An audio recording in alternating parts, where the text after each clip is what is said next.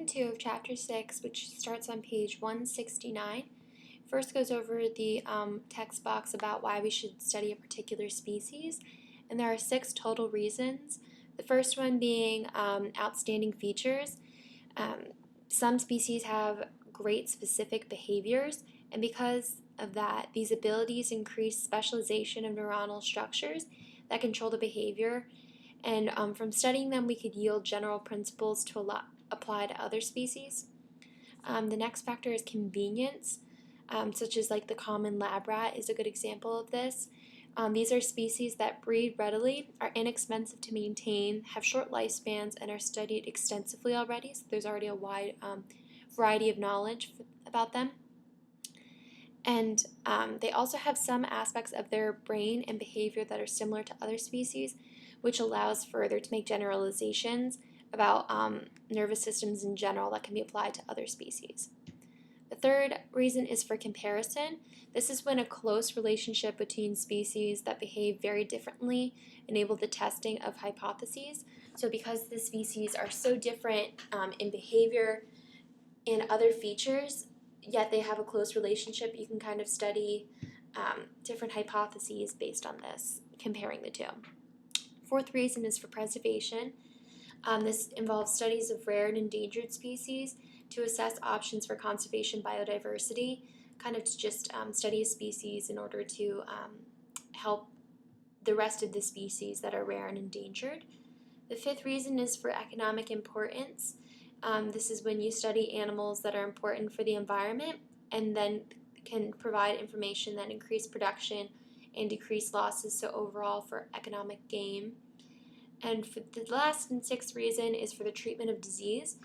Some species are subject to the same diseases as other species, so they can be valuable models for investigation of like different diseases and also cures, stuff of that nature. The next section is complicated lives require complicated brains. Species in general spend time and energy to pursue food with elaborate strategies. The strategies of different species are usually correlated with their brain size and structure. And more elaborate strategies come up when there are harder or more spread out food sources. This usually leads to an increase in brain size and thus an increase in elaborate structure, mostly correlated to larger forebrains, but usually more elaborate structures that are involved with the specific behavior that they are specialized in.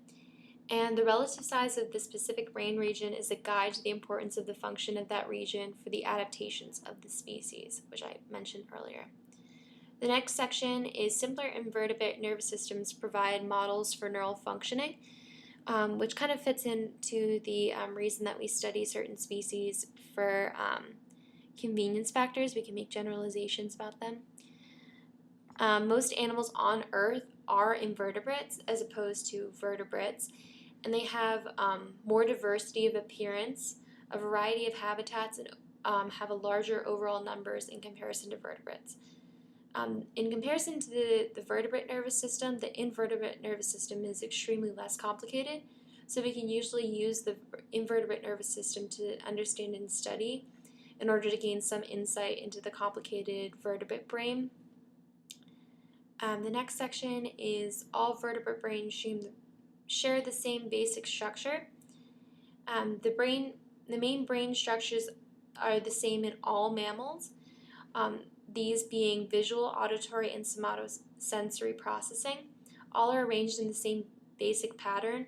What changes and what's subject to evolutionary modifications are the relative sizes, proportions, and anatomical locations of each of these regions, and these are all adapted to their ecological niches. In order to understand differences in size and structure, by understanding the differences in size and structure to promote behavioral specialization, it helps to understand neural mechanisms at work in human behavior. One of the comparative studies that to be used is to use the brain of a rat and the human brain, which have a lot of corresponding structures. For example, there's a few differences being the cerebral cortex of the human brain has a higher proportion to the total brain than the rat brain. And also the human brain is a lot more convoluted than the rat brain, which is a lot more smooth. The next section is all vertebrate nervous systems share many certain main features but different in others. As mentioned earlier, they do have a lot of shared characteristics, these being the development from a hollow dorsal neural tube, having bilateral symmetry, segmentation, which just means pairs of spinal nerves extend from each level of the spinal cord, and that's the same across all vertebrates. They also have hierarchical control, meaning that the cerebral hemisphere controls and modulates the activity of lower areas, such as the spinal cord. They all have separate systems, meaning that the central nervous system is separate from the peripheral nervous system in all vertebrates.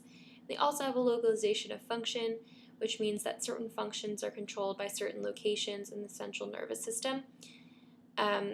Overall, larger bodies, so like larger masses, equate to larger brains, and therefore larger neurons and larger dendritic trees.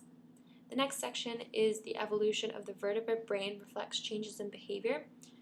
Overall, the course of evolution has caused the characteristics of the nervous system to change progressively.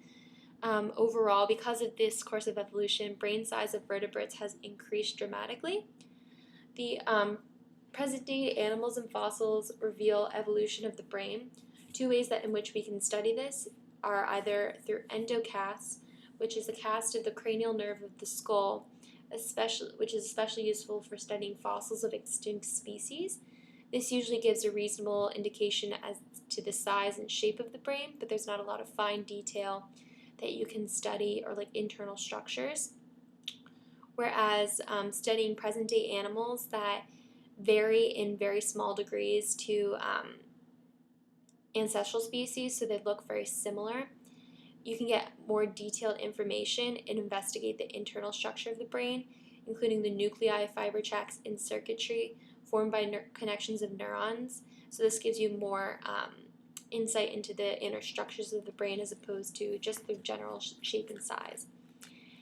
One of the precautions the book gives us is be careful to not interpret change over time as if it were a linear evolution sequence. The main classes of vertebrates represent different lines of evolution that have been processing separately and simultaneously.